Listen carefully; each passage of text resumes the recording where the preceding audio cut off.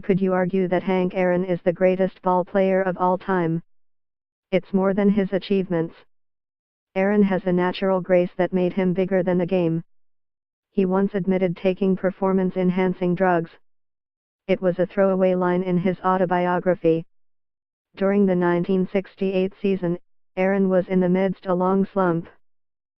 So when a teammate offered him a greenie amphetamines, he accepted it. Story continues below. Advertisement. When that thing took hold, I thought I was having a heart attack, Aaron wrote. It was a stupid thing to do. Having confessed to taking drugs, albeit just once, and ones that were not banned at the time, should Hank Aaron be in the Baseball Hall of Fame? Joe Morgan presumably still thinks so, sort of, but it requires some logical contortionism to get there.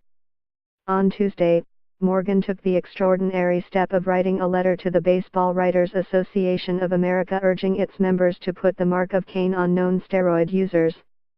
It's unusual because in his capacity as vice chairman of the Hall, Morgan appears to assume the role of speaking on behalf of baseball. No one in a position of authority has gone this far before. Players who failed drug tests, admitted using steroids, or were identified as users in the Major League Baseball's investigation into steroid abuse, known as the Mitchell Report, should not get into the Hall of Fame, Morgan writes. Those are the three criteria that many players and I think are right. It's a plausible position that people who broke the rules have forfeited their right to the ultimate accolade. It would mean that a few players regarded as all-time greats, Barry Bonds, Roger Clemens, Alex Rodriguez, will never be inducted. Story continues below. Advertisement. Story continues below. Advertisement. That may be right in the strictest sense, but is it fair? Not really. After the Second World War, American GIs brought several things home with them from their foreign adventures, among them the habitual use of speed and other uppers. The drugs spread quickly into baseball. By Aaron's day, amphetamines were pervasive. It continued like that for decades. When the steroid hysteria hit in the late 1990s, amphetamine abuse surfaced as a topic, but always a secondary one.